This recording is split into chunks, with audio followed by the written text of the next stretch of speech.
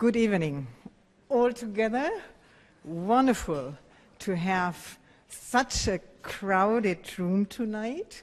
This is the closing session to our Cornelia Goethe Center's this semester's lecture series, Feminisms from the Global South.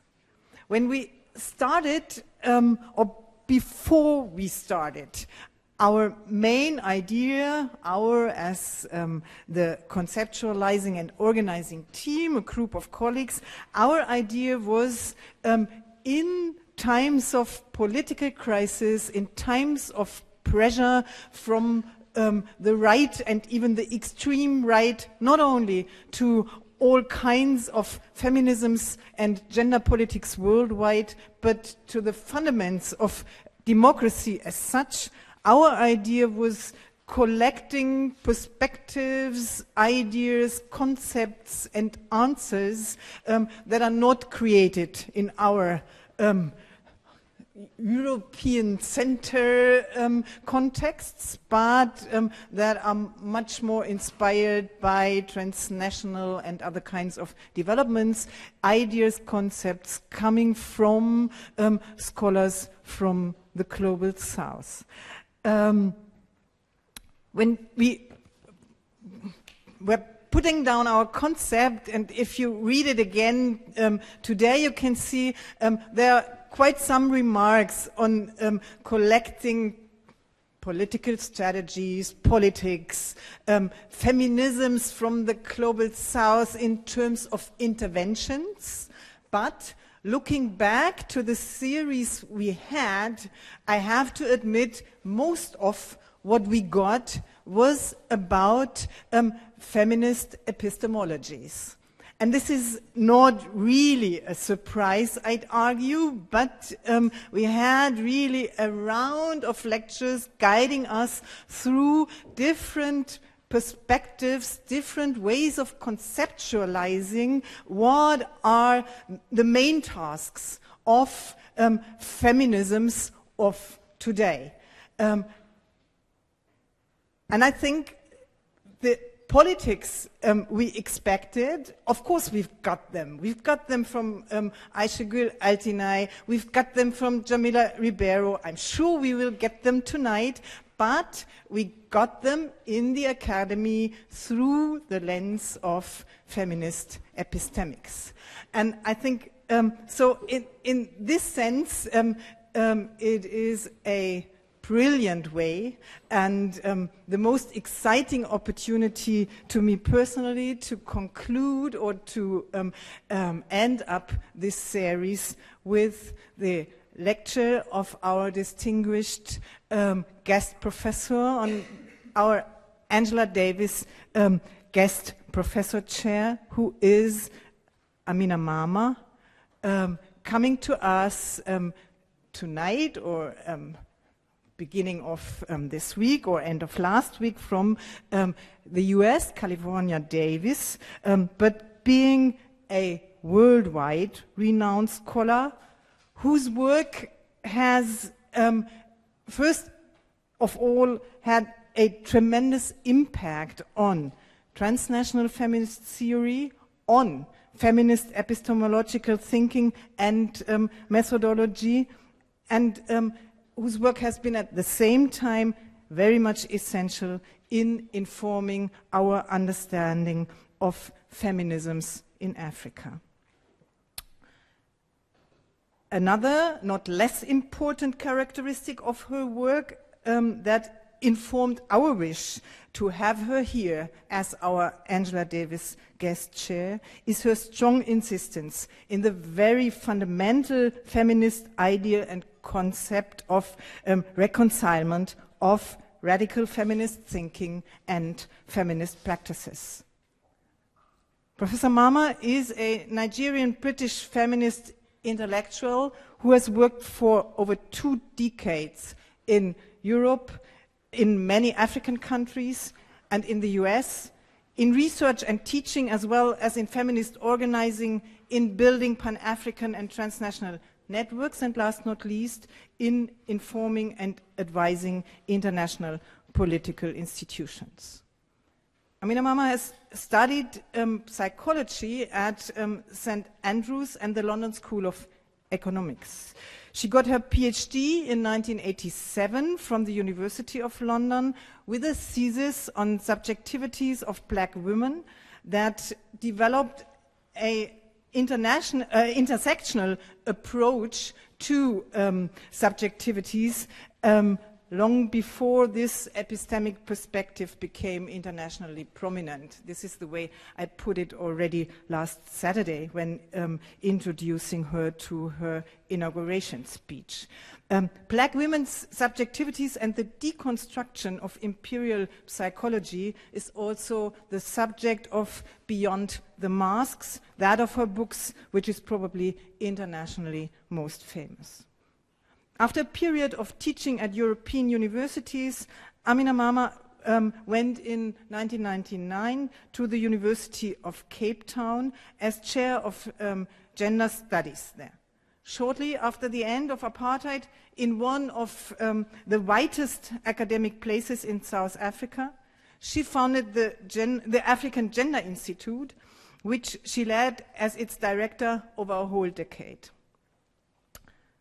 Till today, the African Gender Institute is one of the most or the most important platform on the continent for collaborative development and establishment of feminist studies and research, and this is very much going back to Amina's work.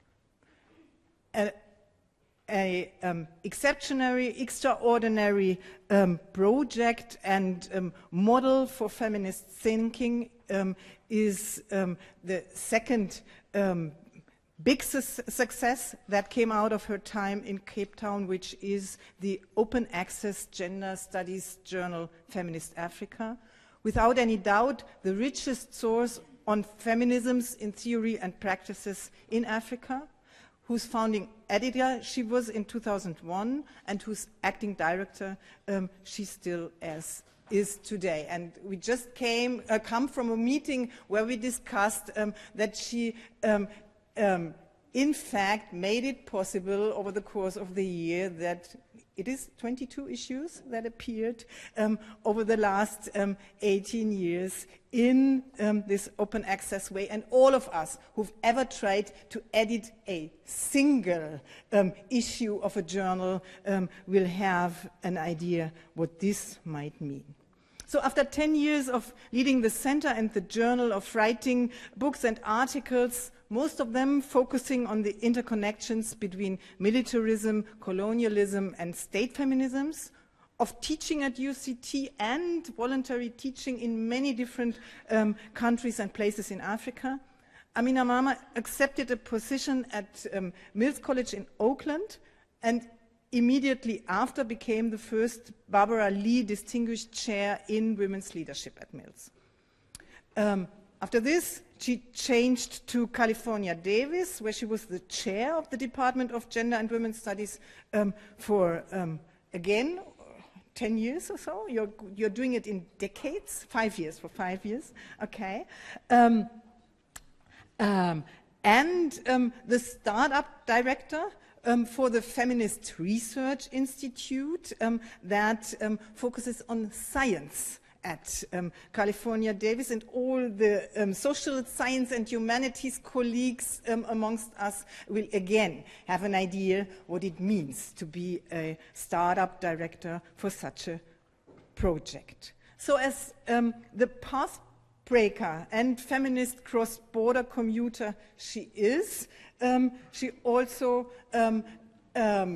crossed the borders in way of knowledge dissemination and produced in collaboration with a very famous Ghanaian filmmaker, Yababado, 2 documentary films. The first is called The Witches of Gambaga, and we will show it tomorrow night at 6 in the PEG building on the other side of the campus in room, I think it is 191 on the first floor. The Witches of Gambaga will be shown tomorrow. The second film they produced is called The Art of Ama Ata Aidu.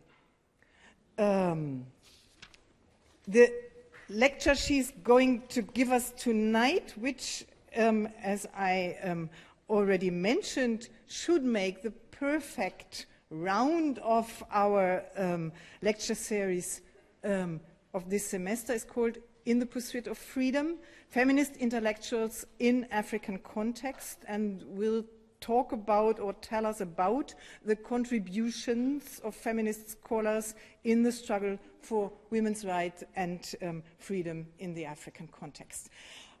Please join me in welcoming Amina Mama, our Angela Davis guest chair this semester. It's an immense honor to have you here.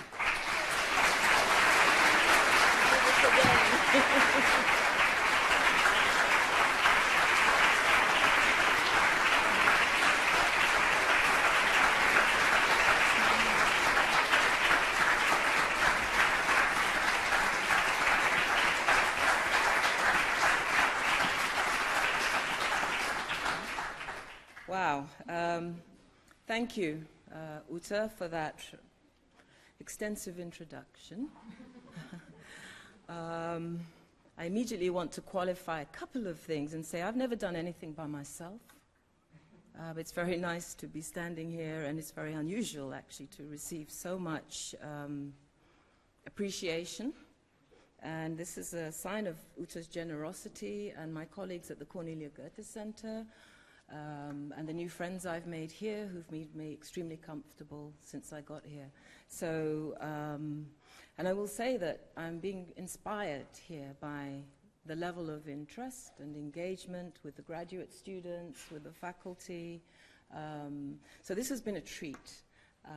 But even this I haven't done by myself.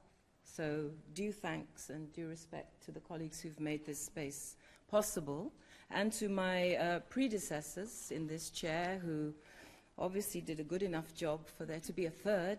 And I will try. I think this kind of space is so rare, increasingly rare, and so valuable that I feel very privileged and very pleased to see, oh, wow, there's nothing better to do today? Thank you so much. I'm a little overwhelmed by the interest. Right. So I'll try and talk for not more than 40 minutes so we can have some discussion, even though you're quite a large group. And I will begin having said that everything I've done has relied entirely on collective energies, because most of it has not been paid for, particularly when we talk about the journal and what it takes to maintain free spaces of freedom in the neoliberal university of the 21st century. None of this is easy. None of it can be done by people working alone. And I've really learned the wonderful joys that, of collaboration don't just exist in movements. We can take them into our institutions and use similar ways of creating spaces for free thinking. And out of free thinking, the possibilities are just endless and exciting, but getting those spaces is now a primary challenge.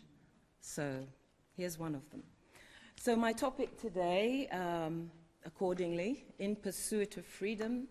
And in contrast to Sunday, I'm actually going to concentrate largely on higher education, but also on the intellectual work that comes from other places and the possibilities, the creative, generative possibilities of not staying in our silos, institutional silos, disciplinary silos, various ways of what I would describe as the pacificatory structure of post-colonial education. So given that structure, it takes creative and active, I guess subversive work to create spaces and to bring people to a place where they can get in touch with where they're coming from and use that to empower themselves in relation to any degree, any level of sophisticated text, theory, epistemological reading, etc. Okay. Without these spaces, we won't be able to develop the capacious thinking that is necessary. We won't be able to activate our experiential knowledge, and we have experience. Everyone in this room brings all kinds of experiences. And if we can activate those alongside what we read as an intellectual resource, then we've made ourselves stronger. And then when we're stronger, we can lift off maybe enough beyond survival to actually activate creative imaginaries and remind ourselves that of course there are alternatives. We just have to find ways of bringing them into being. So there's no room for depression. If you're depressed, it's over for you. So we energize each other. It's easy to be depressed. It's hard to stay energized. So here we are at the very prestigious University of Frankfurt. I'm very proud to be here in a center of a huge history of critical thought. The people I've read out of the Frankfurt School when I was a baby, younger, as a psychologist, Theodore Adorno, The Authoritarian Personality. Read it again. It's relevant. His methods are old-fashioned, and feminists have developed much more sophisticated research designs and techniques, but that work stands. So, very different is the situation of women scholars, of intellectuals in general, in African universities and working in many of the less affluent contexts of the South, especially since neoliberalism divested the public university. We've had a proliferation of all kinds of for-profit and religious institutions. I suggest the public university has to be defended because of its historic role in nation building, in development. There is no place on earth that will think itself out of crisis if it does not have locally grounded, dedicated intellectual skills. Not in the 21st century, not in the 20th century. Probably never. Think of the Greek, stay on topic. The key task, it's easy, I get carried away. The key task facing feminist scholars and intellectuals on the African continent is not so hard to imagine. It is indeed to expose and demystify the intertwined dynamics of gender, class, and empire that have sustained the subordination and exploitation of women, thank you, since the attainment of flag independence. Most of Africa's 54 states have, at some point in their national history, declared their support for women to acquire full citizenship rights and to participate in public life. This is very modern. But even earlier, before that, it was being expressed in the language of women's emancipation by many of the leaders of the liberation movements due to their social history, their political history, their affiliation. These emerged at a global moment when there were many international progressive movements. So we've had many visionary nationalist leaders who, the first generation, many of them were also intellectuals, who have supported the idea of gender equality and equal rights. And others have been unequivocal in their support for more radical ideas of women's liberation. And I could call a few names. Favorites include Oliver Tambo, the old man, who actually believed the domestic sphere also had to be transformed if women were to participate in public life. I can't tell you how rare that was. Many others espoused women's emancipation, women's political engagement, but absolutely drew the line when it came to the personal sphere, the household, sexual relations, developing anti-colonial laws to counter the laws institutionalizing the wife beating I mentioned the other day. So just to say that feminism comes from these more radical and progressive tendencies within nationalist and socialist and communist political movements. And these things took place simultaneously, not just in Europe, but globally. There was an extensive, as there always has been, between empires, extensive global traffic in ideas, and ideas have always circulated between competing empires since early Egyptian times. So, plus ça change, plus c'est la même chose. A brief background, really. A substantive feminist intellectual history of Africa remains to be written. But it's worth us enjoying ourselves considering what this might look like and examining some of the relatively recent contributions undertaken to repair what was an almost complete erasure of women from African intellectual and philosophical history. All the best-known texts of our brothers, the nationalist fathers, maybe, brothers and fathers, depending on the country, all the best-known nationalist texts were written by men who, in keeping with post-Enlightenment Western industrial scientific epistemologies that imagined knowledge as somehow existing outside and independent of the societies that produced it, and as objective and absolute, these guys produced texts that really failed to repair the gap and the erasure of half of the population. That was unscientific, but it was also partial, particular, and paraded as absolute truth and scientific universal truth. The Western academic tradition is, of course, from a Southern perspective, absolutely rooted. It flourished. It was generated in the context of empire, during which European universities grew and flourished as collectors, as discoverers, as the cataloguers, the architects of the systems of flora, fauna, and the natural world. And it was very much a dominating early industrial capitalist approach to the world and its people. So the European university, as I understand it, is rooted here in Germany, in the medieval monastic tradition. This meant it did not include women. So women in Europe even had to push their way into the university. Virginia Woolf at Cambridge, I believe. And only gradually have women made their way into these institutions that are very gendered, raced, and classed. Their job is to reproduce, to conserve, not to revolutionize. This is different from the history of the university in Africa.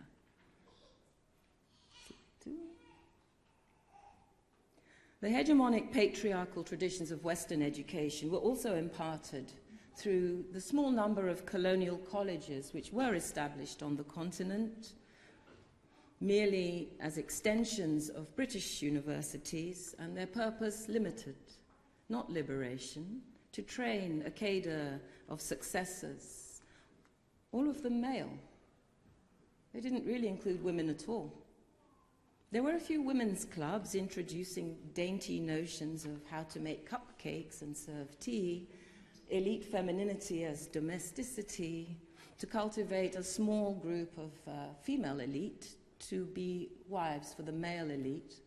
Some of them went off and married Europeans anyway. I speak as a mixed-race person.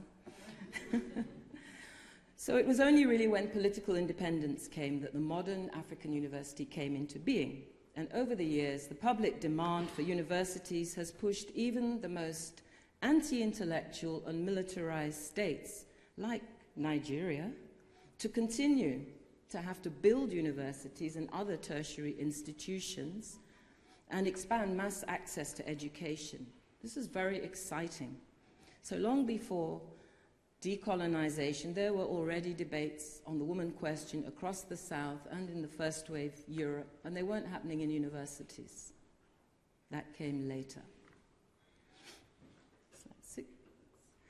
Before this, African social reformers, Kassim Amin of Egypt, for example, were already advocating feminist ideas in the 1890s and arguing that a failure to liberate women would be a disaster for Egypt's progress as a nation, a line that would be taken up by many other African revolutionary nationalists in the course of the 20th century. Already in the 20th century, Egyptian feminists like Huda Sharawi established the Feminist Union in the 1920s, and with other educated feminists agitated powerfully for women's rights and traveled to international conferences, and their publication was the journal L'Égyptienne. Doria Shafik was another in Egypt, and in 1951 she even organized a dramatic invasion of the Egyptian parliament that still excluded women. I quote, "She managed to secretly bring together about 1,500 women from Egypt's two leading feminist groups, Bint al-Nil and the Egyptian Feminist Union, and organized a march on and a break into parliament to present the male parliamentarians gathered there with a series of demands, mainly related to women's socio-economic rights. But in spite of receiving promises from the President of the Senate, women's rights experienced no improvement whatsoever." 1951, the height of Egyptian nationalism, Shafik decided to contribute to the effort towards ridding Egypt from British occupation by creating the first women's military unit. And this brought together like 2,000 women, prepared them for the front, and to carry out essential support duties. 57, she's not winning ground here. She undertook the second major hunger strike in her life in the Indian embassy to protest over Gamal Abdel Nasser's dictatorship. As a result, she was put under house arrest by Nasser. Her name was banned from the press and her magazines banned from circulation. She went into a solitary life after that and ultimately committed suicide in 1975. However, such stalwart efforts were not really appreciated until the more recent Egyptian feminist movement and the scholars therein have begun to recuperate these tales, recover them and bring them into play as sources of inspiration and indeed correctives to unscientific and biased androcentric histories, national histories.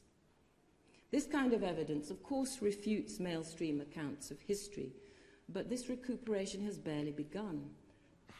When one considers the damage that colonialism did to respect for women, the scholarly focus being on capture, cataloguing, ranking, extracting, and assuring, in short, assuring the European man of his racial, sexual, and class supremacy.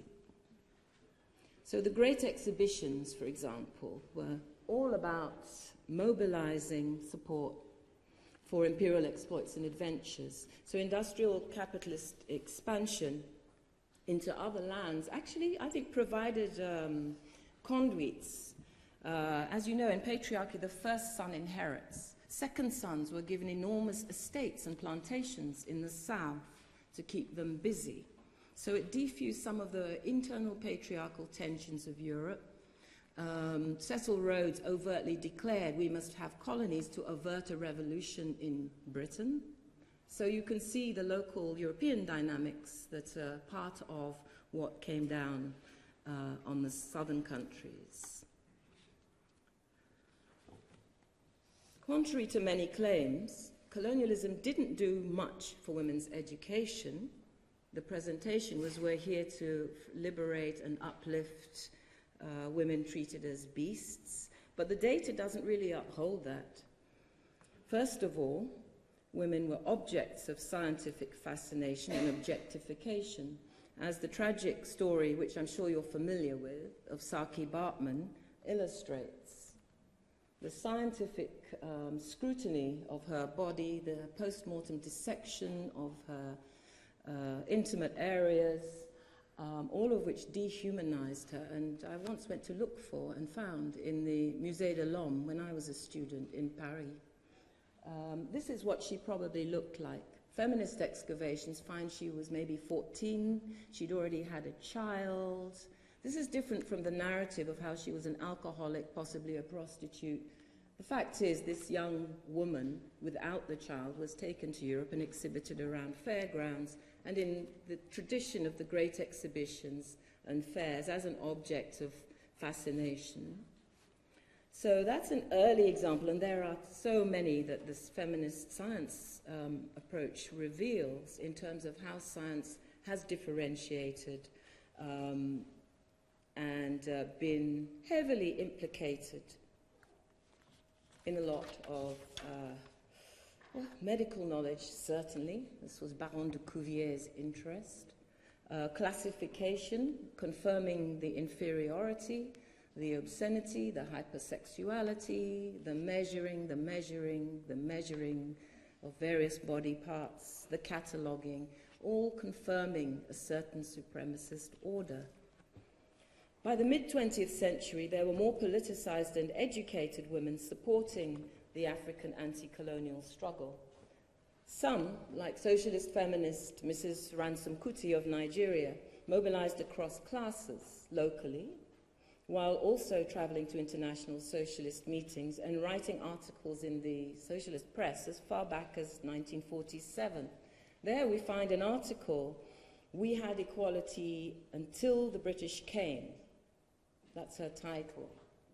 We had equality until the British came. It's a debate. It's still a debate. But coming from her particular location, there's a reason why she took that position. It was published in the British periodical, The Daily Worker, in 1947, and in it she roundly critiques the erosion of women's treatment by colonial regimes. Women-owned property. This is Yoruba society from southwest Nigeria, and it's the case. Can confirm. Women-owned property traded and exercised considerable political and social influence in society. They were responsible for crowning the kings on coronation days. Whatever disabilities there existed were endured by men and women alike. With the advent of British rule, slavery was abolished and Christianity introduced into many parts of the country. But instead of the women being educated and assisted to live like human beings, their condition deteriorated. The women of Nigeria are poverty-stricken, disease-ridden, superstitious and badly nourished, although they are the main producers of their country's wealth. They make palm oil, groundnut oil, pottery. They spin and weave clothing. They haul rice. They prepare cocoa, coffee beans, so on. Yet, not more than 1% of the women in Nigeria can read or write. Throughout Nigeria, there are only 4 secondary schools for girls, 3 in the colony of Lagos and 1 in the protectorate at Ibadan. The Union of Women has tried to run voluntary schools for adult education, but the women who start work at 4 in the morning are by evening too tired to learn. She tried. In the north, there were no schools. By the colonial pact, the British had agreed that there should be no Western education in the north, the pact between the British administrators and the emirs, the feudal rulers of the north, who got worse during British rule. So there were very few schools. Missionary schools came late. However, there is a centuries-old Islamic tradition in which many women are malamas, teachers. In fact, the Islamic tradition is the oldest in terms of women's education. Slipping down. Is the sound coming okay? Anyone who can't hear, raise your hand. Thanks. Fatima El-Fihri, a wealthy Tunisian philanthropist, contracted the building of the world's first university, Karawin, in the city of Fez in the 9th century, praying and fasting until it was completed. She was a wealthy philanthropist. Nana Asma'u in the 17 and 1800s was a poet and a teacher, daughter of Usmanu Danfodio, who conquered even my own community, the Islamic jihad that preceded the British conquest of northern Nigeria, which was only ever indirect. But the main point is that these figures, someone like Nana Asma'u, is still locally revered in grassroots communities where you might think everyone's illiterate, but they've been reading and they're not intellectually bereft. And this tradition is very much alive and well, even in the context of a new version of no Western education, Boko Haram. However, it will take substantial research to continue to build this archive. I'm giving you tastes of some of the recoveries and how they are used. Feminist scholars on the continent remain severely under-resourced, and the work of doing this documentation is therefore heavily externalized. Historians are mostly thousands of Africanists, some very good feminist historians in the US Academy do history. The needs of the urgency around feminists on the ground, I mean, that kind of very laborious, slow archival work isn't happening enough. It's hardly happening at all. It remains especially hard for African feminists and African scholars in general, and especially women scholars, to find resources to gather to develop the capacities required. And this is why an intervention, small as it was, there were only 2 positions at the African Gender Institute, eventually 3. Because the hunger, and this explains the mobilization. As I said, it wasn't the money. We got some to host and stuff, but the labor, the intellectual labor, was volunteered. It was given, and so this is important, I think, because if you fund something 1%, I would say that the other 90% that goes on is not part of the budget. So there's this overload, deliberate choice to do this work, even with no money, as long as your basic expenses can be covered. And we're talking about places where the professor's salary, first of all, there are a few women professors, but the professorial salaries are actually not sufficient to sustain. They're not necessarily a living wage. So there are still, nonetheless, important homegrown initiatives that ride on this, which I'll illustrate in my remaining time. The UNESCO, did you show the UNESCO? A great move, yeah, that one. A great move in post-independence history is the massive UNESCO 8 volumes of Rewriting African History by leading African nationalist historians. 8, that's just 4 of them.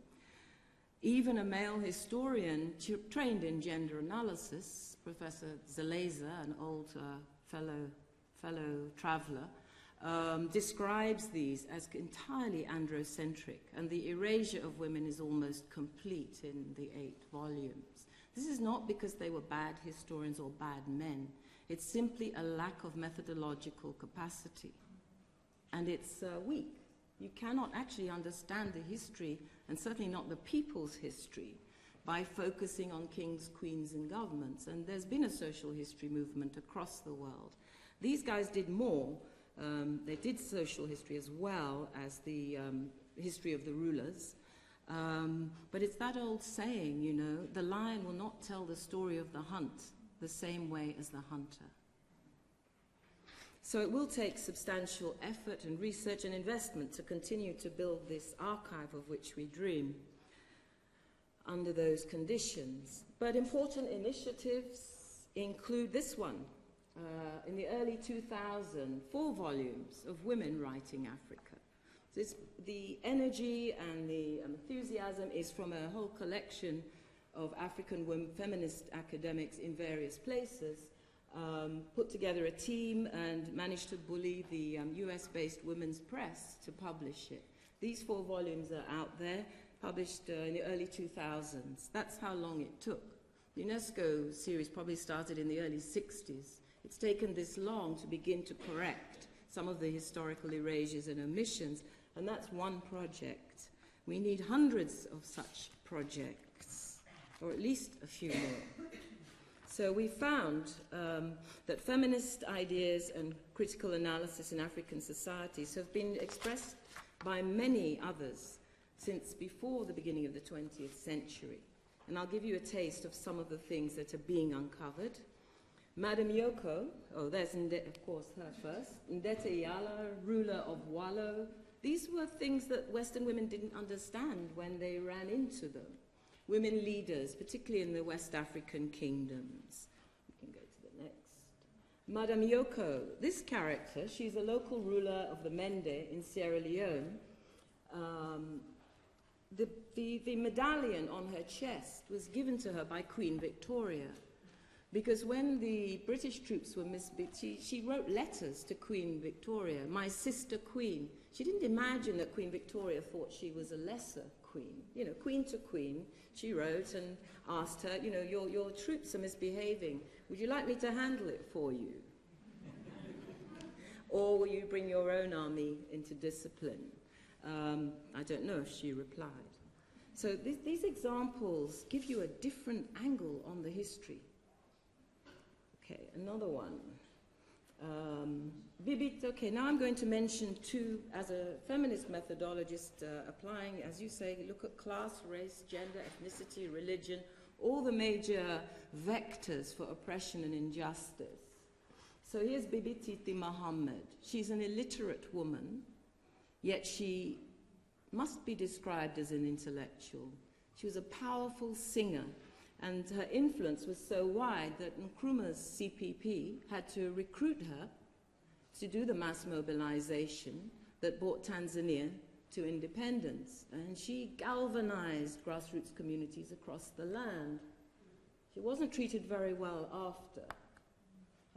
But it's a feminist journal, not academics actually. TAMWA, the Tanzania Media Women's Association, recuperates her. And so she's now a figure of popular inspiration for Tanzanian girls in school and women's movements. Haja Gambo Sawaba is a personal favorite because she comes from my father's ethnicity, the Nupe. She was married as a child into the emir's palace, had a child herself, 15, but then ran away. And she joined the radical progressive political movement in northern Nigeria, NEPU, under the tutelage of Aminu Kano. She never got school, but again, she was utilized as a mass mobilizer. And I will never forget seeing her mobilize thousands, women and men, at rallies during one of the numerous transition plans in which these things happened. We were under military rule for a long time. Throughout that period, there were various pretenses at transition and mass mobilization happened. But going to her meetings, 30-year-old women who are already grandmothers and have completed their familial duties as young Muslim grandmothers are among the most militant people you will meet. They were not interested in the Beijing 30%. Haba, no Allah, 50-50. Straight up, 50-50. Are you mad? Why 30? Where from? You know, we're half or more. Anyway, so another one. You don't have to be literate in the conventional sense. The message is clear. Mabel Dove Dankwa, different. Very well-educated Ghanaian from an elite coastal family in Accra. She worked for many years as a newspaper columnist, writing under at least 3 pseudonyms.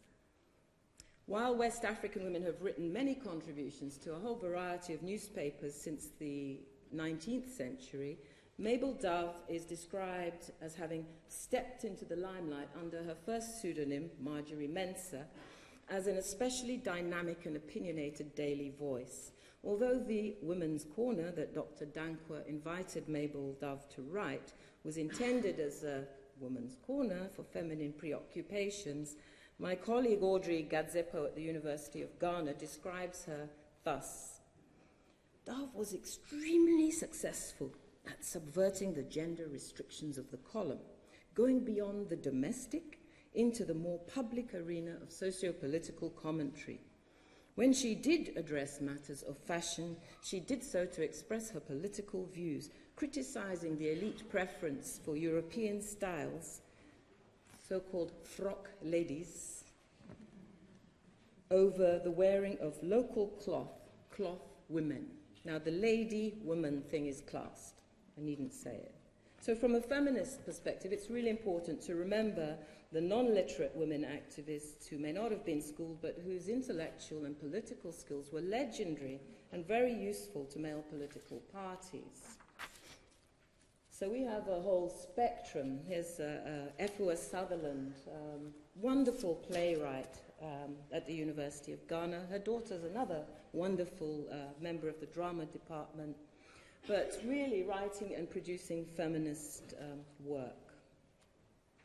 I think we can go a couple more. Muthoni Likimani, a Kenyan nationalist, Gikuyu woman who was not incarcerated in the camps.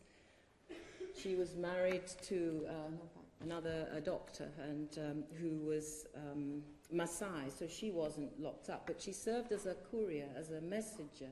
She went accompanying him to the prisons, and the Gikuyu people all knew her and handed their notes and could communicate with families they'd been forcibly separated for in Britain's, there's a book now called Britain's Gulag, the concentration camps that the British used to confine the Gikuyu so they wouldn't be competing over land and farming, successful farming. So, feminist studies for African liberation. That's my last, I think. The universities. I won't spend as long as I might on the universities, except I'll cut that bit because I want to get to the two major sites of feminist knowledge production that I'm going to talk about. Is first the university and then the movements. Which came first, as you can see, it depends on how you want to define intellectual work. Working with a capacious definition of intellect, intelligence, whatever, we have a much broader spectrum we can include if we want to look at just elite, feminist academics. So I choose to work with a capacious understanding. Nonetheless, the particular importance of the university in Africa means it deserves attention.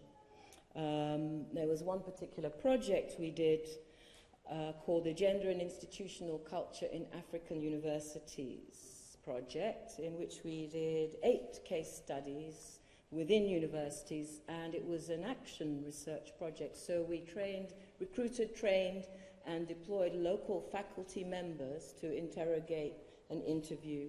So we got 6 perfect case studies documenting everybody's experience of gender in the African university.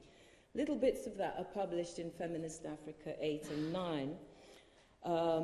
But the point, I think, is that really African women have embraced modern education, possibly more enthusiastically than men, given that it offers a very rare, one of very few routes to respectable career possibilities out of domestic and rural farm drudgery. So huge interest. The first generation of women leaders, women like Adelaide Casely Hayford, where after her divorce she left her husband in the States and went back to Freetown in Sierra Leone to found the first office of the Pan-African Congress in the early 1900s. Others, I'll cut that bit, but there were a number who used to have to go overseas to get an education. So this circulation, the exposure, both ways I want to suggest. It wasn't a passive engagement at all. So with independence, the universities became a key site of interest, as I've already mentioned. And gradually, because the African modern university never actually excluded women, unlike some of its precursors, the numbers gradually began to increase slowly. It was slow, it still is slow, but nonetheless, over time, there's now a huge, significant pool of highly educated women, educators, lawyers, doctors, public servants, businesswomen, as well as the African male intelligentsia. But it's remained much harder for women to succeed, even in liberal universities that are supposed to be neutral. The liberal culture denies that gender is operating. But what these research findings demonstrate very clearly is that the university is dominated by old boys networks. The most important information opportunities are exchanged in bars. And maybe German women can go and drink beer with their male colleagues, but in Africa is a high cost to that particular strategy. So training women in, go out and network like the boys is not a good idea. It don't work too well. Anyone who knows.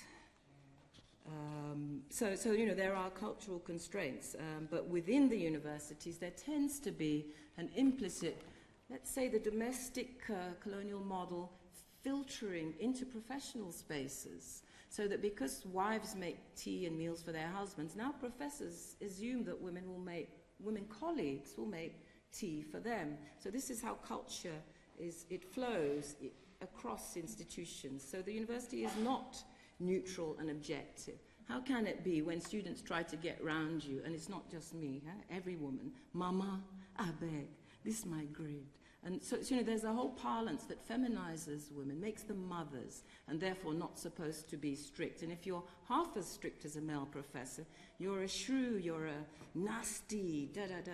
So there's a cultural thing going on here that makes life challenging.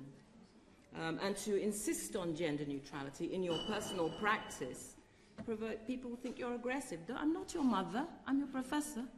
No, don't mama me, I'm not giving you anything. You know, you have to talk back. It's especially hard for young women, young faculty. And I won't even go, but there's been a huge amount of activist research that's changing, addressing, confronting the levels of sexual harassment and sexual violence on the campuses, especially from the male professoriate.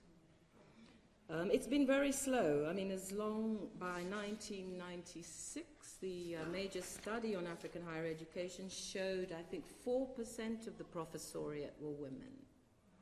And then the next problem is that as soon as women stick their heads up with a PhD, they get recruited into administrative position. And if you want to change an institution, you kind of have to go there. So it really damages or limits the research capacity. So where knowledge production is involved, you find the highest gender gaps persisting. At bottom levels, there's been quite a shift in social science and humanities. Science, well, they've put more money into getting women into science than any other area, and you know what? It's still not changed. I wonder what they're doing with that money, because they certainly didn't hire me or hire others who might actually change it. But I don't know, I want to go there now. I did 1 year of that in Davis, as you heard. It's tough territory, but there is nonetheless an emergent field of rehabilitating objective, neutral science and looking at the political economy of it, but also its methodologies. Anne Fausto Sterling, the alleged feminist geneticist, told me herself, I wasn't a feminist, I was just doing my work on the chromosomes and on the... And they started calling me a feminist, and she's not young, she's pre-feminist. Science speaks truth, if it's properly done. So more broadly, the strategy of actually going after the university is well-informed. People often ask me, why are you still in the university? You know, it's not exactly lucrative, it doesn't generally make you famous either. I had to think, actually, and it is because I tried all the other things. Development industry, community stuff, and bottom line, I guess I like thinking and writing and making sure that others get to think and write even more. But the real reason back then, and this is more than 10 years ago, was 8 million young people in the African universities. So it pains me not to be there, as you heard, I go when I can. The matters of economy, personal responsibilities, in my case double parenting, kind of mean you need to earn at certain stages in your life. And the US system, well, they have salaries. I'm a migrant worker, I'm confessing. I'm a migrant worker. And I'm a bit out of context, but I'm taking time to think. It's a mindless place. It's so hard to read. The pace of work in the new academy, I don't know how anybody reads or thinks. It's hard. Anyway, more broadly, it was through the investment in universities that Africa's been able to pursue indigenization and nationalism and build its own governance structures. So we don't want to not appreciate that. It's been enormously important. So you can imagine why there were riots when the World Bank announced in 1988 that Africa could not afford and did not need universities. Students died over that in Nigeria. They sent the military onto the campuses to enforce the divestment. And of course, you know, 2 decades later, the World Bank's rewritten its script, and the Higher Education Partnership were there, 5 huge US foundations to now salvage what they had destroyed. Excuse me.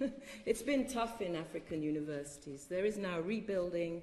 The best possibilities for research are probably international collaborations, in which case we need to look at the terms of those contracts, because so far, it was a figure, it's a few years back, but only 1% of the publications coming out of collaborations were being published by the African partners in those collaborations. So we're still having to deal with the global structural stuff.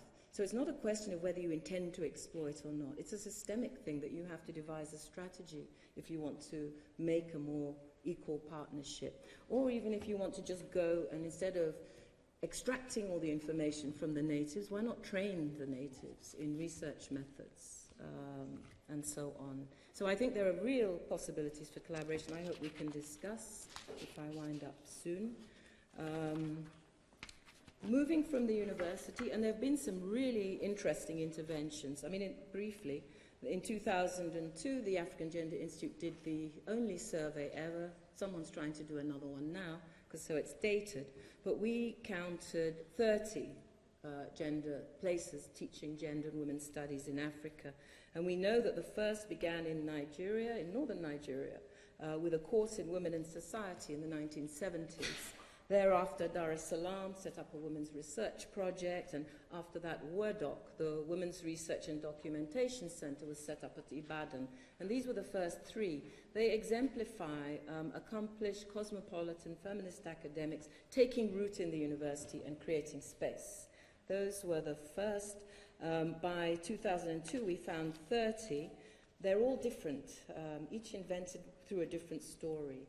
The Patriarchal Academy's tolerance is not innocent, it can't be. It was through the development industry's interests. So money, they hoped. I wish it had been so well funded.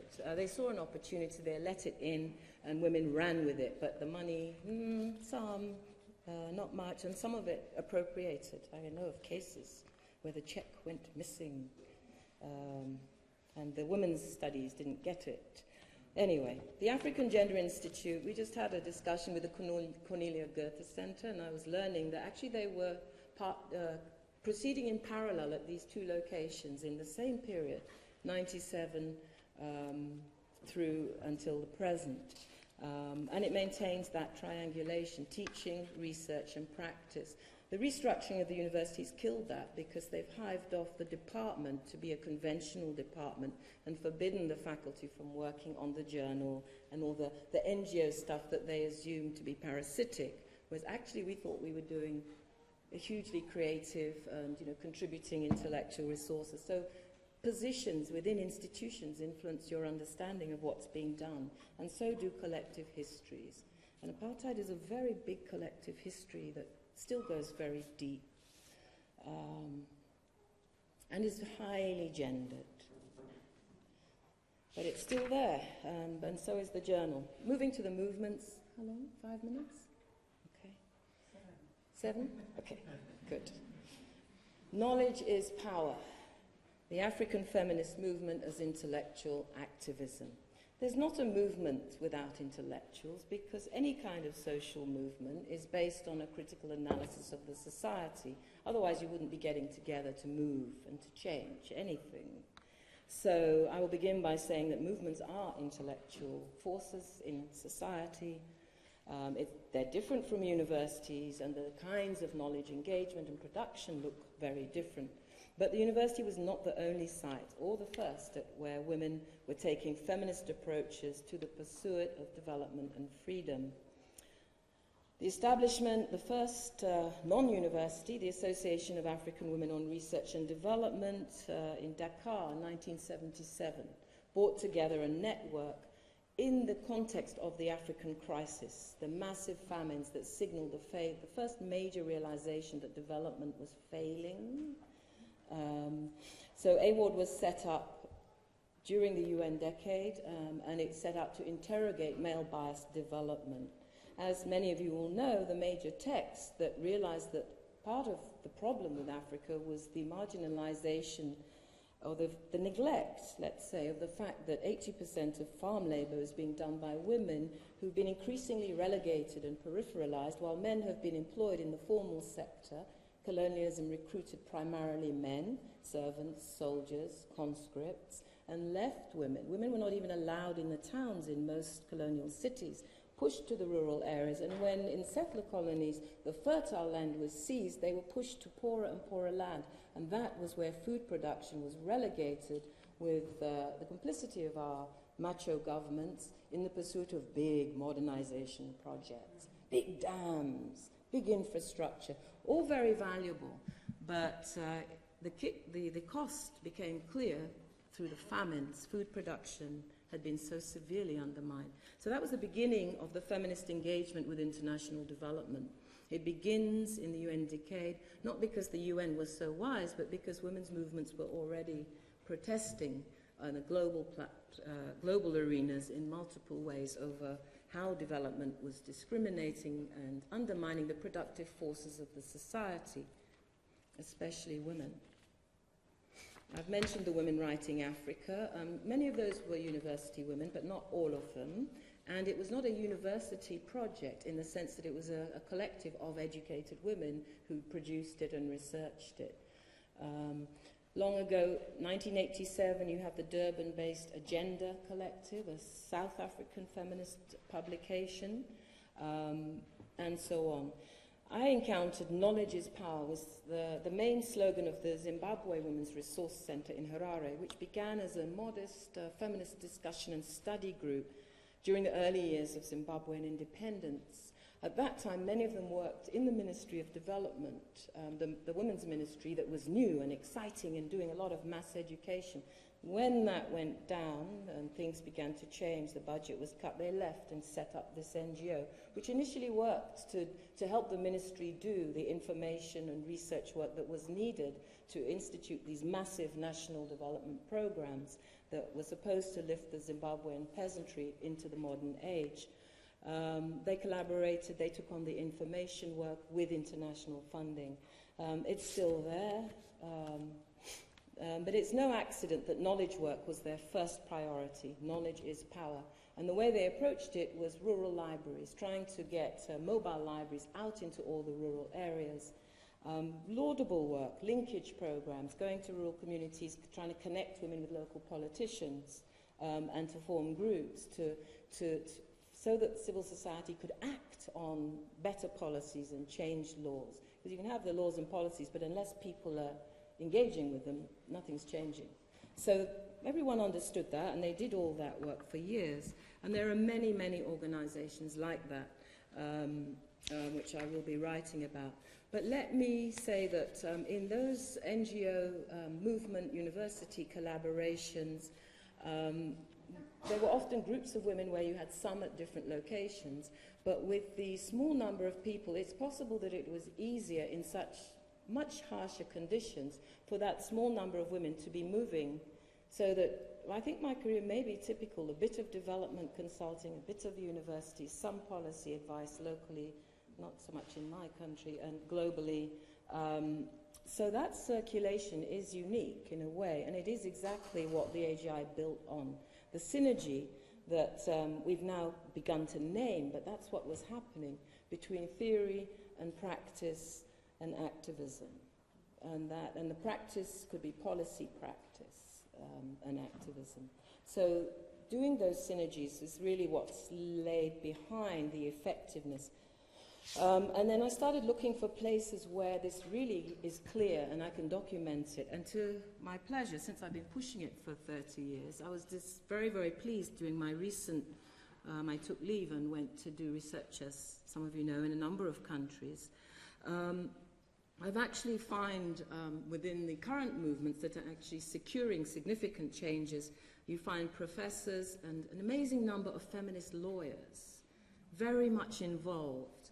And then lawyers who then went away and did 2 more degrees to become social analysts and methodologists. And yet these people were also in the early revolutionary movements in Ghana. They were the thinkers in the NDM, the New Democratic Movement. Their husbands were jailed when the Rawlings coup happened. But the women then, during the worst years of the military, they actually went away and did more degrees. But they chose not to just implement the law, but to understand the law as a tool in a context that can be used in some ways, but not in others. So legal reform has been one aspect, but not without a sound analysis behind it. A lot of political science research as well. I'll give you a couple of examples just to illustrate the defeat of the anti-homosexuality bill in Uganda. the legal scholars had prepared for it long before the bill was ever tabled. They worked with LGBT community members and organized a strategy. Otherwise, it might just have gone through. Recently, the 10-year campaign that led to the Violence Against the Persons Act in Nigeria, many of the professors left the university in Nigeria. So Dr. Charmaine Pereira, technically unemployed or consulting, played a key role in the 10-year campaign that led to this act, holds a doctorate in child psychology, but had the research skills to do the background analysis and inform that campaign along the way, because she's living in Abuja. But it took, so you can see these solidarities. The information part, one more example. In early 2000, there was a project commissioned by Third World Network, carried out by a feminist scholar, Georgie Tsikata, to critically examine the national machinery in Africa. These are the government structures for women that Nairobi called for. And many governments went ahead. Africa probably has the highest density of national policy structures for women. Governments bought it. But to critically assess how effective they were, what resources, what capacities, this was the first study, very detailed, 2 studies in Ghana. A few years later, a president sort of overreaches, creates a ministry for women's affairs. And of course, they're severely upset because they'd taken these reports, 8-country studies, detail on Ghana. They launched them and invited all the bureaucrats. Everyone knows that the ministry has been the least effective structure for gender equality in any country, because what is a ministry? A ministry is a bureaucracy. It will depend on the minister, and the resource issues made sure that they didn't succeed.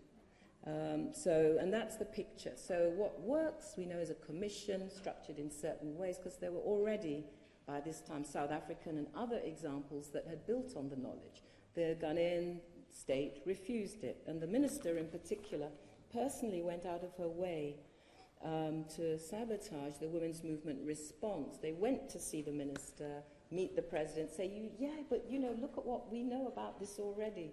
Not too much response.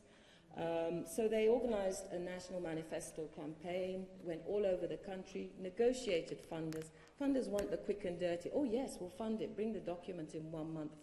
You can't change anything that way. So an activist policy strategy that involves a national campaign mobilized thousands and was going to be launched as a massive intervention, like a rally in the center of Accra. Minister actually booked the hall and declared she was launching a national policy the day before. Sabotage. Hey, people have cell phones. The next event, it still happened. It was still attended by thousands, and that document is now taught in every school. It should be the blueprint for the national policy, but I think the UN has supplied a blueprint that may fly better when the current minister goes to the CSW. So, you know, local policy struggles, global templates coming down, those cross-cutting linkages are essential. The next minister, there's a better conversation with. Same minister blocked for 5 years the passage of the domestic violence law. After that, they sent her to fisheries, Ministry of Fisheries. May she rest in peace. But, you know, you can't assume women will collaborate, especially not when they're in institutions that have a history of antagonism, and state and movements have often had difficult relationships. So, women's movements all over have, from the beginning, been very involved in setting up resource and documentation centers and doing popular level historical recovery. Link them up in these kinds of ways, and we have some serious, I would say, possibilities for influencing and generating changes in public consciousness, but also engaging with bureaucracies. And after all, bureaucracies have quite a high turnover in African politics. There have also been a lot of interventions informed directly to train those women who are recruited by male-dominated regimes to influence them. Now that they're in power, this is what you could be doing, and try and keep engagement. Power is often deaf. Women's movements often make noise. So switching that a bit so that both people are listening and working together has always been challenging, but it's been going on since the very beginning. So I'd like to conclude by asking you a couple of questions. When all is said and done, I've talked a lot, and I would very much like to know what meaning this kind of conversation has for this context. We learn a lot from you. Maybe you learn from us, maybe you don't. But does this kind of analysis make any sense in this today context in Germany? How do you understand the transnational era? Are there growing convergences in terms of how knowledge and movements are working? Are there strategies that we might exchange? What does decolonial North-South collaboration look like? Thank you for your attention.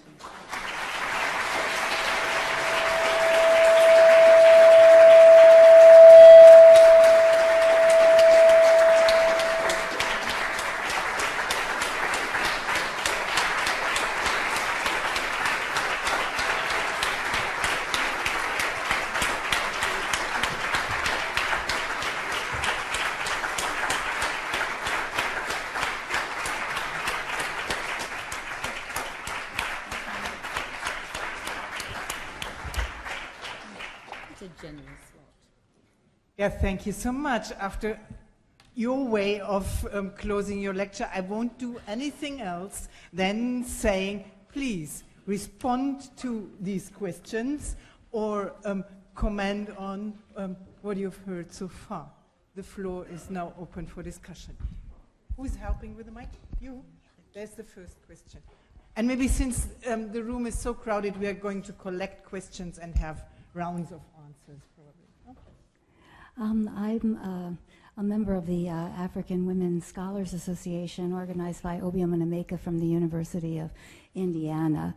And I was wondering if you could, if you're familiar with, I'm sure you're familiar with the association, and could comment on the collaborations that already exist between African women scholars in diaspora and women scholars, African and non-African, in Europe, elsewhere in the US, and in Africa. Okay, your name, and could you repeat the name of the association? The African Women Scholars Association is the name of it. And Obioma Nameka, a professor of French and Women's Studies at the University of Indiana, founded it. She has a major international conference every 6 or 7 years. And I'm Toby Levin van Gleichen. I'm with the Hutchins Center for African and African American Research at Harvard University.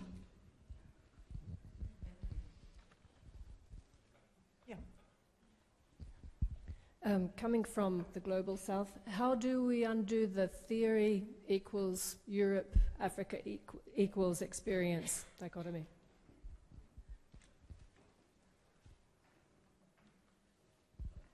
Maybe a third one?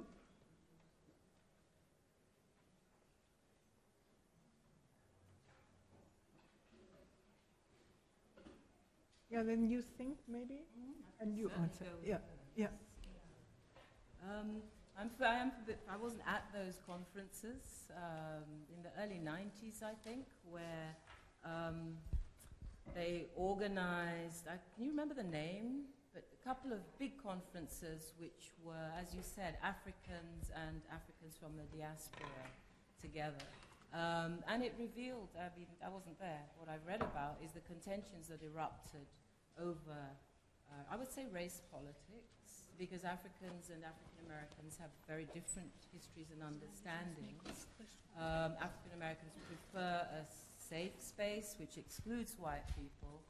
Africans on the ground were more used to working, and they didn't feel the need to exclude expatriates and Western women. So there was a contention around different historical understandings of race, my collaborations with the diaspora have been with the Caribbean, and I find them much, much easier, and my amateur theorization of that is it possibly to do with whether or not you have a national identity? Because, you know, the Caribbeans, and it's easy to talk about the government and the this and the that, and the African Americans are a permanent minority in a settler colony. It's different configurations. So the conversation isn't easy just because we're all black at all. So I would say that my understanding, because it has come up in multiple forums, and I now live in the United States, and indeed it's an issue I'm not quite sure how to, trying to make interventions. But the other thing is that the African American communities have a very rich and diverse radical tradition of their own.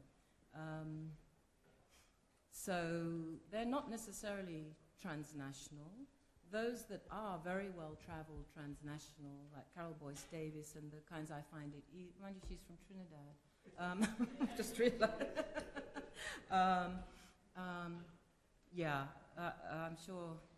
Yes, no, yes, no, it's an ongoing issue. I've just come from another about that one at Spelman, which I won't go into. But there are differences. I mean, it's a bit like, why do Francophone and Anglophone not get together? Just because they're Europeans, they can't even understand each other. They have different theoretical trajectories. So I would compare it to that. Don't ever assume race is enough to unite people. It's a negative paradigm. We need it in certain ways to respond to it, but not to define our vision or our future.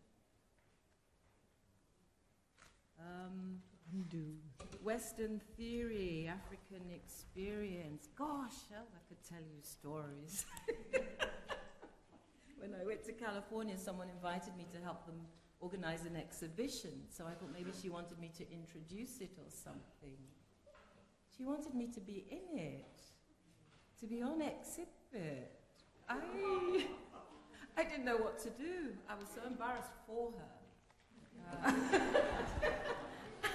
I couldn't believe. So you know, everyone's at different levels of that. She said, "Do you have native clothing?" I said, "Well, in my cupboard, you know, it's just clothes, really, and I haven't quite bought enough jeans yet." So strange things happen.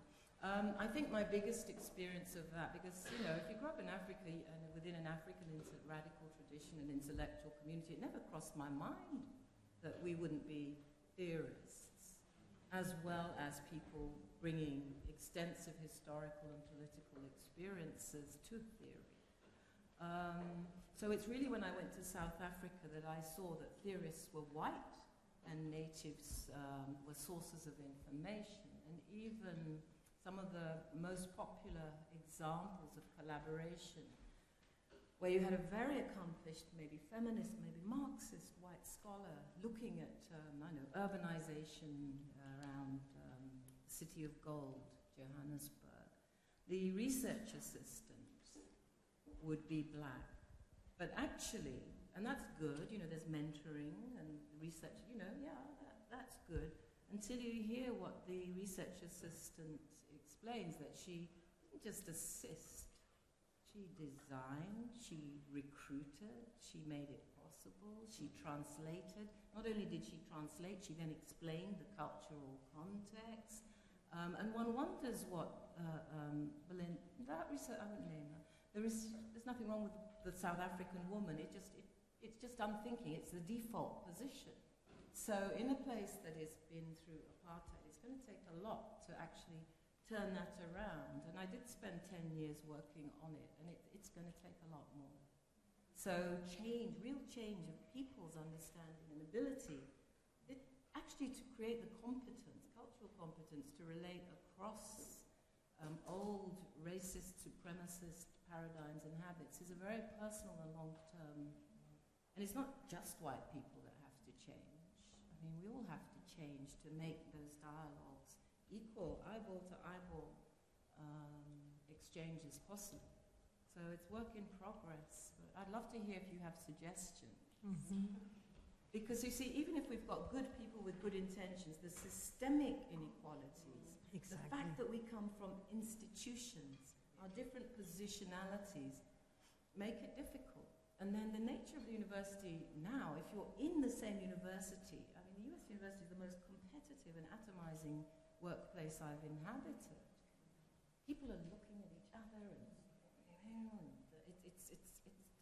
So, I mean, if you're in the same department and it's hard to collaborate I don't know. I think there might be something wrong with the design of these institutions that makes, I mean, it's different in science. They all collaborate, albeit within a hierarchy, but there's more collaboration, I've learned, from among scientists.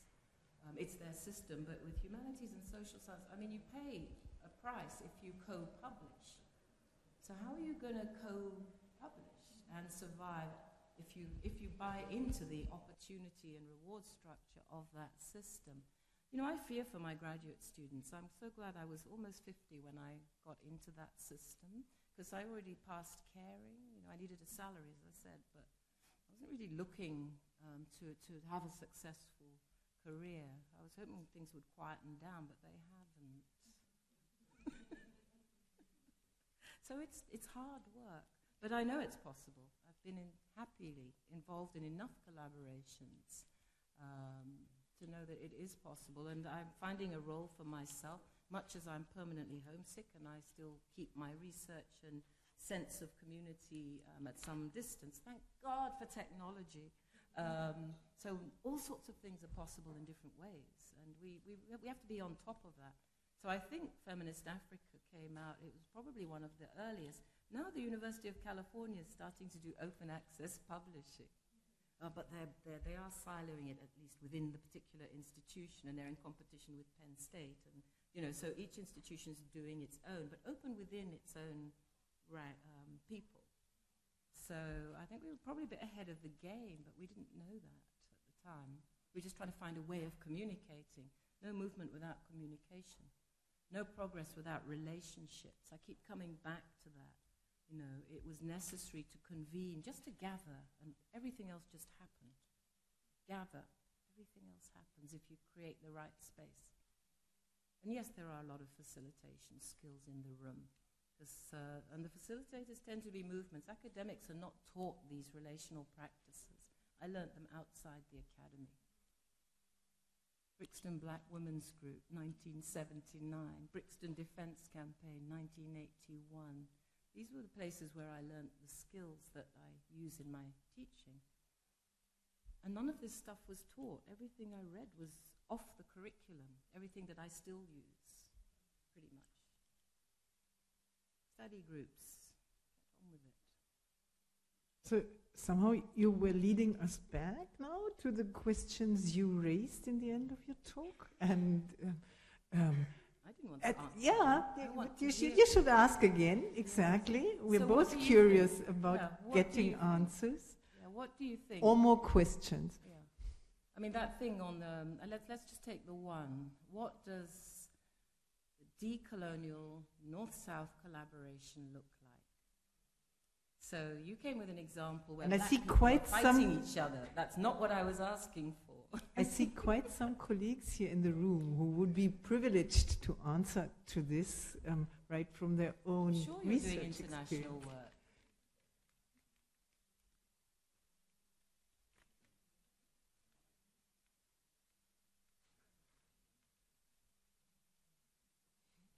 Nobody dares. Dear, that's not good. That's not at all good. She's willing to go again. Did I talk too much? If you don't dare to answer, then raise other questions, please. Or you have a go. Yeah, I could go. I think, no, I save this for a bit later. Tanya, yeah. I try to answer to the other question that you rose. Does it make sense, or how does it make sense to speak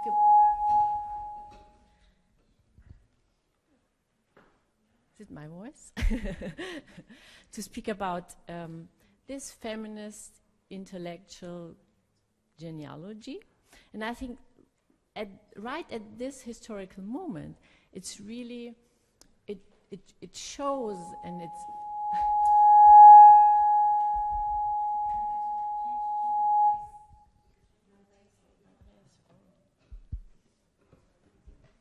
here, maybe here. It's interfering with something. Okay. So,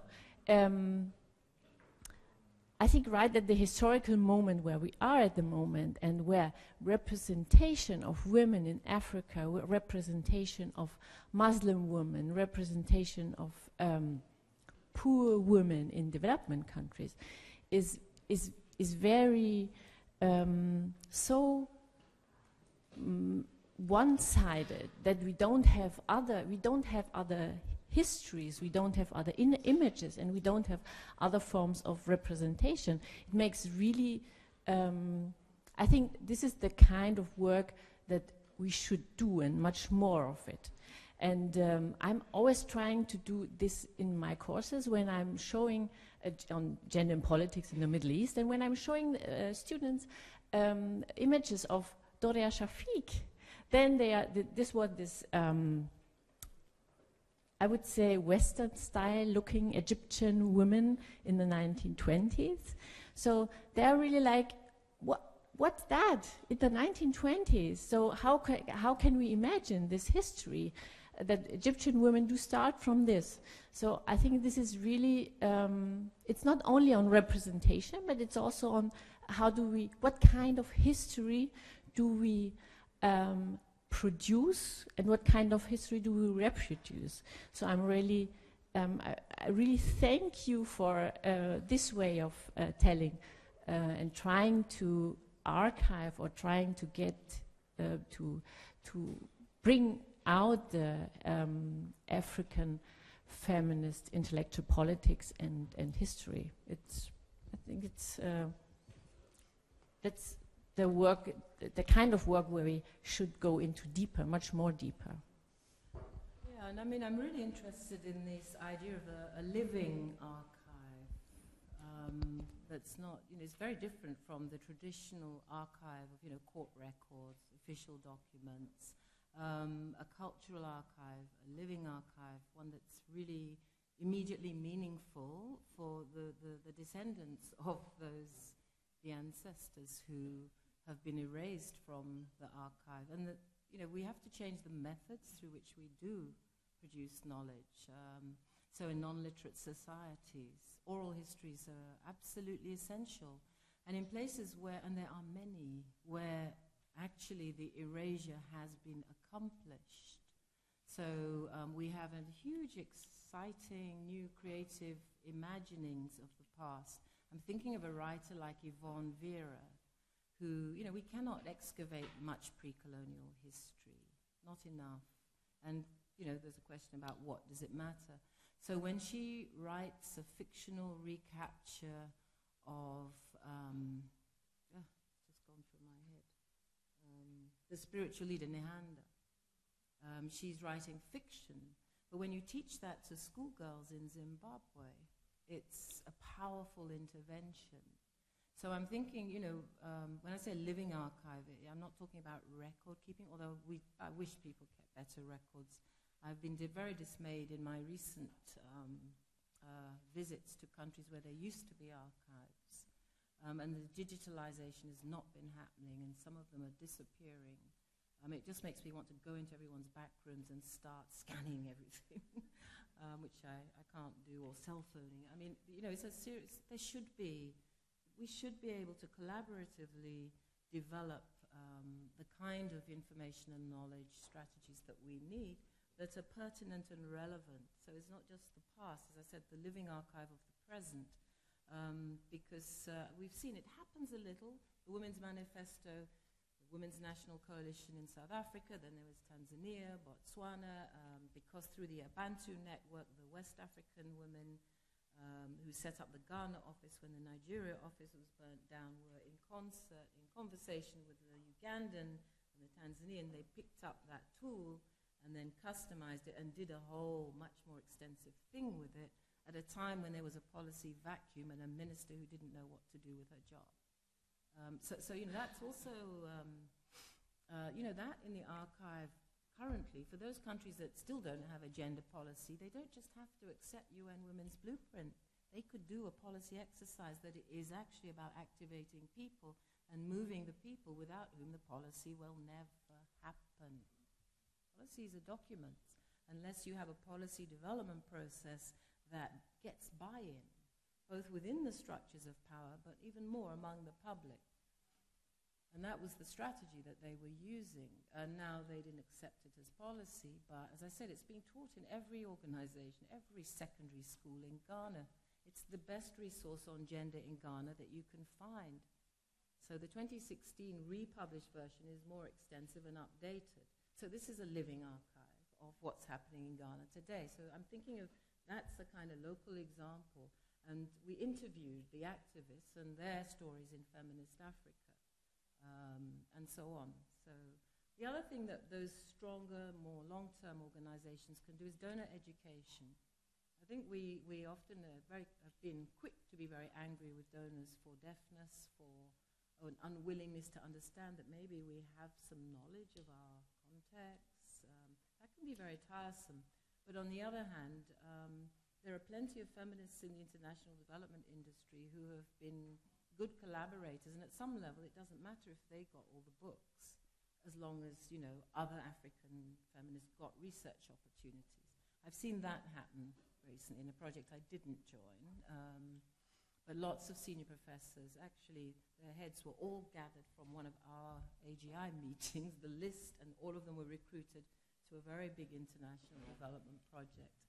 I wasn't pleased because they had less time for Feminist Africa and voluntary work. This was a budget, they could be paid. Next thing I know, the top level of capacity was working on a DFID project. So I had it out with them, and they said, yes, but you know, we got this and this and this. And I said, yeah, and I'm looking at the publications. I said. So that was better than most. This was a cross-national feminist collaboration in the development arena, produced some really useful and interesting work. Yeah, so that you have to be a little bit flexible and not too, yeah. Yes, good. Maybe you need the mic, no? But there is one. Use the mic, use the Big mic. room. Big room. Yeah, it's a big room and many people Hello? in here. Okay. So, Hi.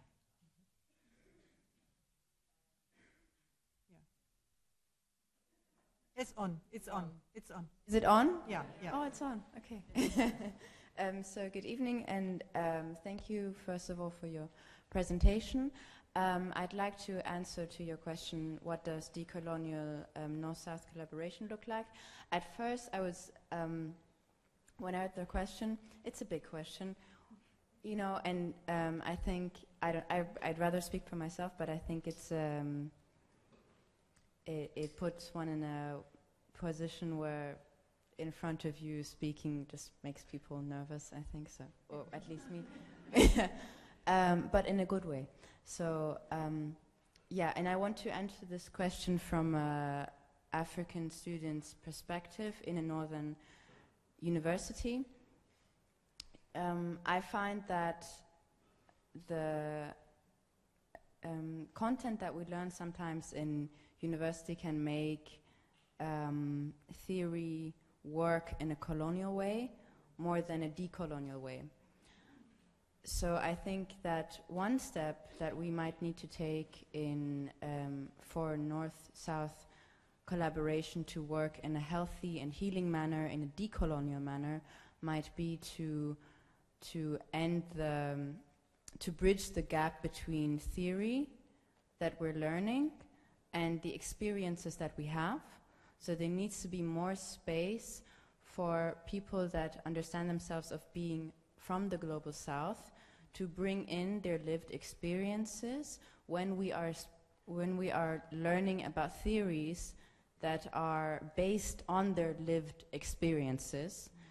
And on that basis, we could start to decolonize the theories, make them have a less colonial,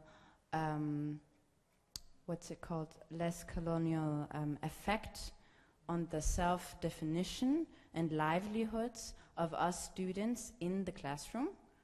And from that basis, a basis in which everyone is welcome to bring in their own positionalities, North and South, we can start communicating more equally, and not have to feel like, on the one side, as if we're being talked about, but we're not allowed to talk about ourselves from our own position.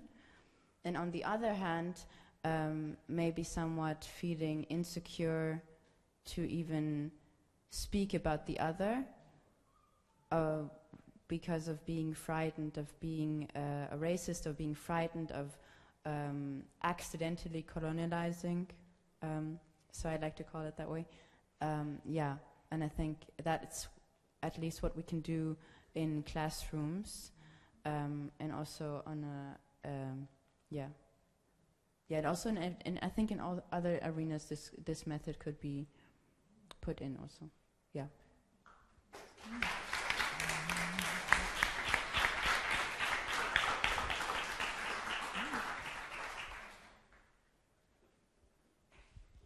Thank you. I will maybe add on that a bit, although there's not so much more to add when it comes to especially decolonizing the classroom, which is a major important issue and task also in this context.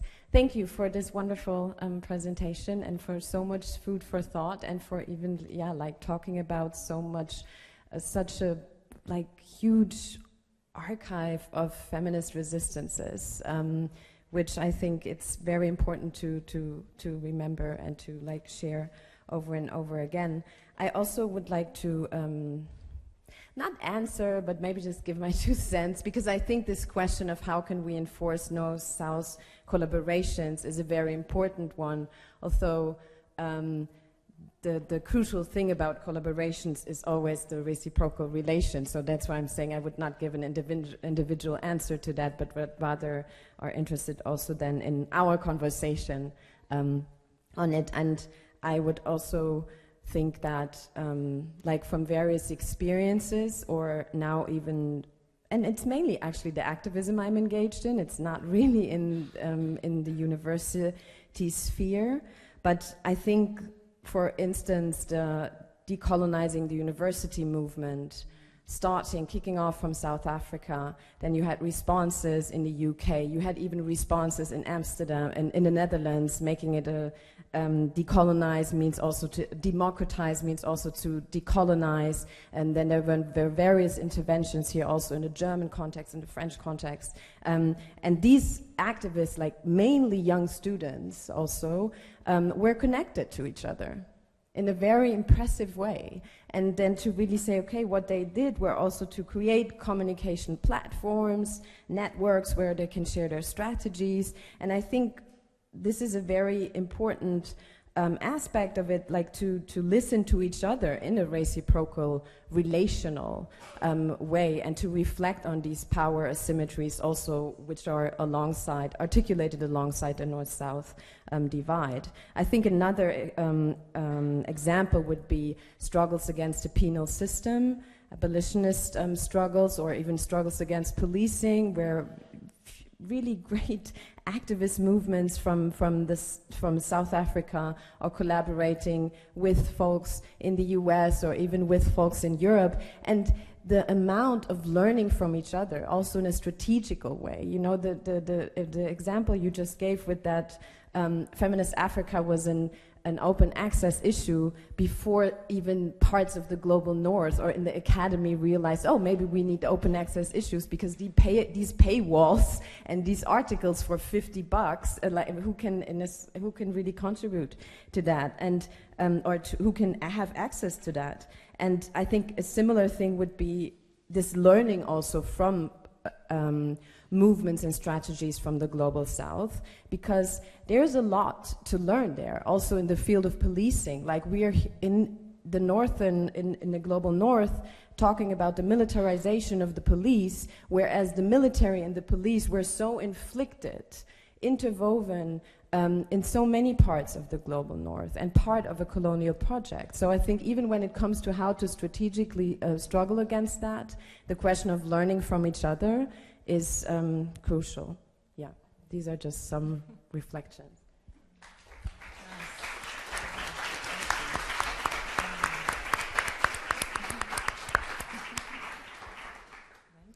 I actually wanted to say something about the topic decolonizing the classroom, because it's very, very difficult, especially in our university here in Frankfurt.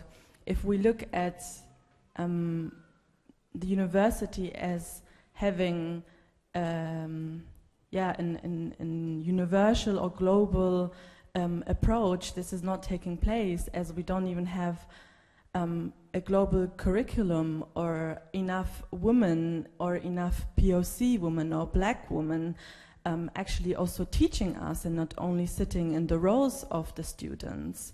And if we look at even the introduction seminars to sociology or political sciences, which is like always dominated by white men and also by theories of white men, then this is very difficult. And what I wish for myself and also for the university is, of course, spaces of where we can share knowledge and where we can overcome hierarchies and where we can learn from each other. And I think these things which we actually wish for ourselves and on our local grounds or in our political areas, as I see the university, we can also wish for North-South collaborations. That's a very good contribution.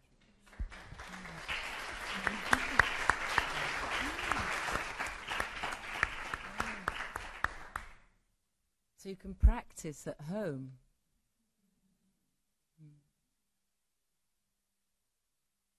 Mr. Randu.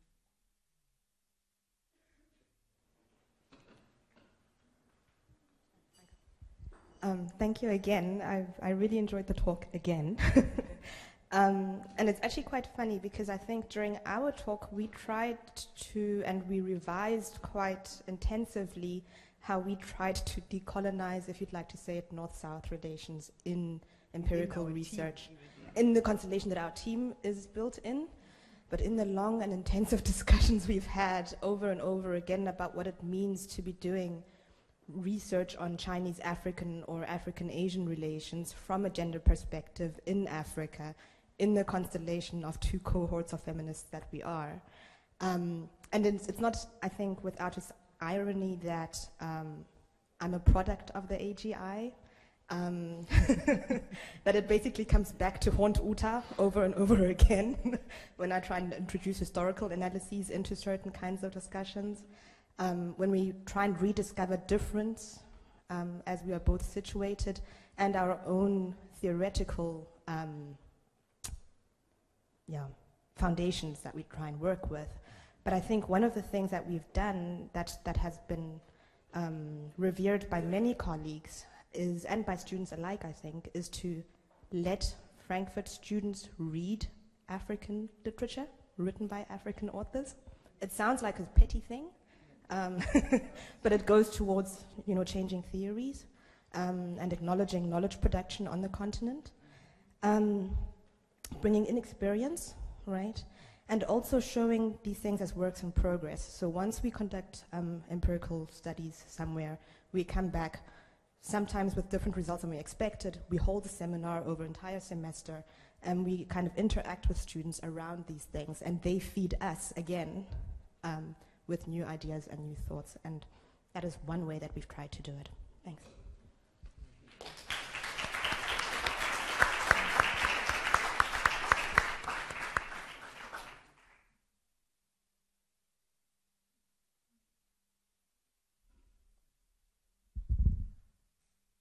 Maybe Virandu was doing the closing up. What do you think?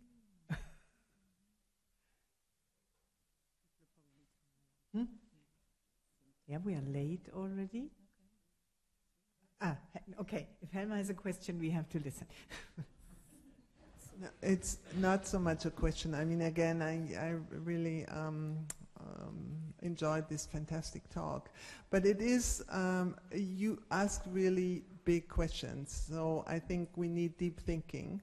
But one of the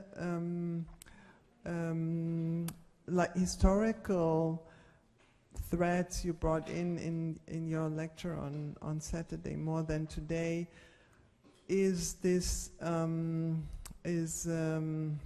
socialist feminism, and I think here, I mean, to decolonize, we also need to reread the interventions people like Rosa Luxemburg did in the time of colonialism. So I think that also could be a good contribution to the starting, to decolonize. And otherwise, I think, I mean, it was so fantastic how you showed us all these women that we hardly know about and learn about. And especially, I mean, Ayşegül Altinay was here, and she talked about from Turkey, and she talked about the Turkish women's movement, and that was already there in the Osmanian times, but because nobody could read Osmanian, nobody really realized that it goes back for a long time. And you showed this with, for instance, with the Egyptian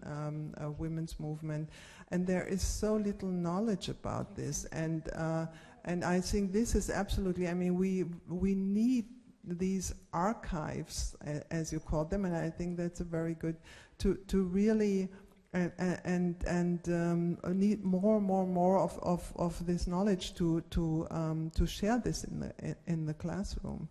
And I was also thinking of, a couple of years ago we had this lecture series on masculinities, and Raven Connell was here, and she detected actually, or she brought some interesting ideas about how theory building in our globalized world is really focused on articles that appear in English, and if they are not appearing in English and in these important journals, then they are not theory, and nobody knows about them. So I think this language question is also really important in theory building, and how to, somebody mentioned that, translate, all this knowledge obviously into a language that all of us can share, and at the moment that's English.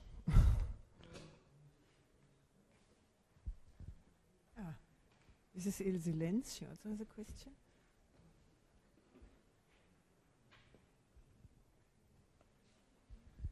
I want to add very shortly on that.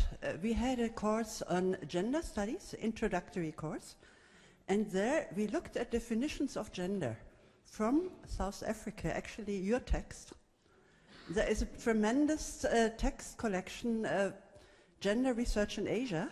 So we were looking on how Chinese gender studies define gender, how South Korean gender studies define gender in a post-colonial way. And I would love to have the same course about race and racism.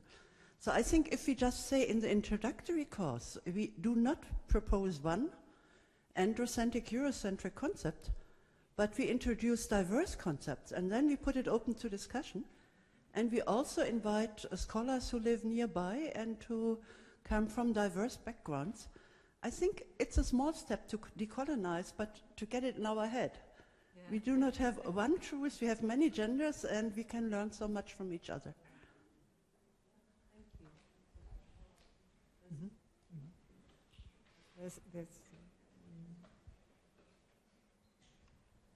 Yeah, if I could just jump in and give my 2 cents worth as well. I was basically interested in seeing how there is this focus on gender itself, and several such points have been raised right now. I was wondering how much space would you consider giving intersectionality here in this entire conversation, because I still kind of see that there is a distinct danger that there are spaces where it's only single issue politics that's being addressed. And if we want to remember what Chimamanda Adichie says, the dangers of a single story, that is something we definitely do have to keep in mind when we're sort of ruminating on decolonizing strategies. And you have also raised the issue of positionality, and I think it's something that's very, very important. However, whose positionality is to be reflected on, and who are the ones who are being called upon to reflect on? Is it not a responsibility, an onus that is supposed to be laid on all of us, and not just certain bodies who may be fighting to survive, whereas there are other bodies who may profit from objective knowledge produced, right? Here, so this idea of a subject status and an object status, I think this is where we also have to kind of reflect on our positionalities if we are going to work towards accountability and work towards some sort of democratization, some sort of decolonization of the curriculum, of our institutions, and of course decolonize about, you know, how we think. I mean, there are a lot of, shall we say, colonial structures that several of us have internalized, right? And so we need to kind of rethink and revisit all of this. And I'm not necessarily just talking about certain bodies who are invested in change towards more dignified ways of living, but I'm talking about those of us who are also in privileged positions, having that responsibility to rethink their positionalities and how resources have been distributed in their favor, while several of us are just barely making it through.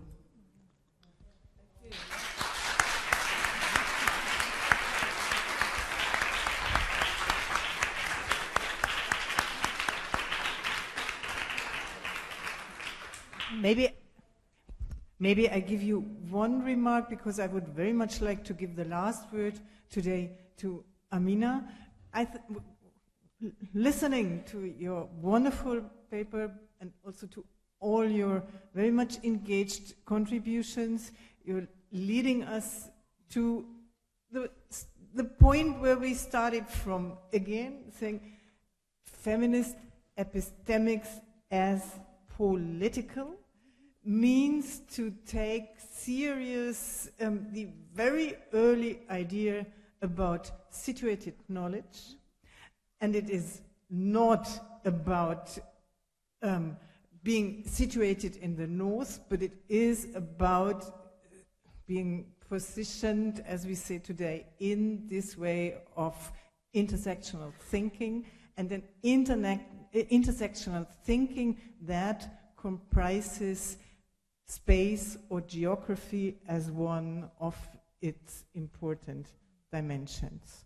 So the last word is going to her before you give me the chance to thank you. Thank you.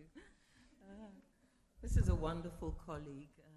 She's made this whole quite demanding tour very, very pleasant. I really appreciate the comments, the level, the intention, the general direction. You're doing it. I mean, you're thinking it, you're saying it. We all know the kinds of things that need to happen. The challenge is really bringing them to the surface and creating spaces in which those seeds can flourish. And that's where I do think there's voluntarism, you can meet, you can do, but I think institutions are what are required to recognize this and take it to the next level. And ultimately, you know, you can't compare the biggest NGO in the world with any government. We do have to keep on the back of the policymakers and the politicians, and there may be times when it looks so bad that we go into archiving and other kinds of work, but you know, it's been a long time, and it will be a long time, and it's like keep going. I've particularly liked the question, for example, about translation and understanding it beyond language into intellectual histories. The Anglophone domination is clear. We've been under constant pressure to translate the open access Feminist Africa into Arabic, French, Portuguese, not to speak of African languages. There's a whole issue with languages on the continent. Translation is so expensive. It requires funding, which requires compromising freedom, but it's open season right now. As I said, I'm about to leave for a meeting where we'll try and construct a possible future for that particular you know, don't be deceived, it's not just a journal. It's a strategy that has a journal as one of its outputs, but it requires a lot more for that to be possible. like ongoing research projects and ongoing meetings and ongoing intellectual activity and ongoing activism, and being able to connect. So the future is uncertain, but clearly it's become an important space in the sense that lots of other people want to acquire it all of a sudden. So we'll see if we can continue it or not in the coming weeks. I really like the translation thing. Frank, it's endless, but I'll give you a little example. The International Network of Women Against Militarism, which works across Southeast Asia, wherever there are military bases. You can imagine Japanese, Korean, Tagalog, list of languages, and part of their political work, without which they could not really collaborate, involved developing a glossary, a translation, not just of words, but of the tools, the conceptual tools. Militarism means one thing in Korea, mainly American bases. It means an entirely different thing in Nigeria, where we're talking military dictatorship and then post-military rule and currently in different kind of conflict. So you know, so I work very much with an organic understanding of theory as a tool which has to be grounded repeatedly across time and in every context. And I can give you an example of a naive project. Many years ago, I went to Nigeria to contribute to setting up a process called, it was about strengthening the capacities for engaging with policy from a gender perspective. Sounds great, eh? Got home, recruited a research team, and things were not going quite well in terms of the feedback. And it turns out that because there'd been so many years of military rule, it wasn't just a gender conceptual issue. Nobody knew what policy was. Their experience had been military decree. Do you know what that meant for this project? We had to actually introduce people to the possibility of policy. Then we had to find out how they understood gender. This is a country, we only did 5 out of 36 states. We only did 5 out of 350 languages, just to show you the scope of the problem. And we found that, you know, it's a bit like French, German, English. The meaning of gender has a different history. It's a different, and you have to unpack all that. I mean, many African languages don't talk about sex. And by the way, sex and gender are recombining again. I mean, we had to distance them for social construction. Now we understand that even biology is subject to environmental and social forces. So maybe we can just talk about sex again. I don't know. As distinct from sexuality, which is another whole ball game, and we haven't gone into it. But this filling the conceptual tools with local content, there is no universal definition of gender. Or if there is, it's at the very superficial, what we can generalize. To theorize is to generalize. So it requires, for theory to be decolonized, requires that kind of work, that transnational conversation in multiple languages. And it's possible. The one thing we also haven't mentioned here, which is very important in this kind of work, is emotion, subjectivity, because it requires tension and anxiety do not facilitate conversation. Some combat, and maybe after that some peace and some conversation. But really, it's also about interpersonal relationship building and relational practices which allow us to understand, to get beyond guilt and blame. This is just a disastrous obstacle. I'm not interested in anybody's guilt. Nobody ever intended it. We heard about the trials in the history of this country. People either thought they were doing their duty, they never intended to do harm. So, you know, intentionality is not what it's about. It's irrelevant in a way.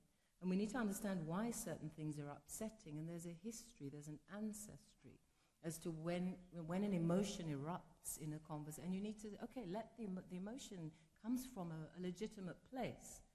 So emotion tends to be dismissed by academics. And yet it is a very powerful and very necessary level of engagement. Before we can get, you know, we need to process it. It must happen. You must express those things and then say, okay, where did that come from? You'll find an answer, and that's part of reflexivity, very much a feminist tool. And, you know, gender is probably the most powerful analytic. Intersectionality, as it is now called, well, I never knew a feminism that wasn't intersectional, frankly. So the American Academy loves new words, and it's being appropriated and neutralized. So remember where your words come from and how they are useful for you. And it may not be the same as how it is useful for Utta next to me, but that's okay. So it is about building a capacity to get beyond reaction, which requires acknowledging and legitimizes and validating experience, including subjectivity, subjective experience. If we don't name it, we can't begin to theorize it. Theory and experience are not at the same level. Experience is an important foundation for theorizing. So I do think we need to approach the meaning of theory and what it is to theorize.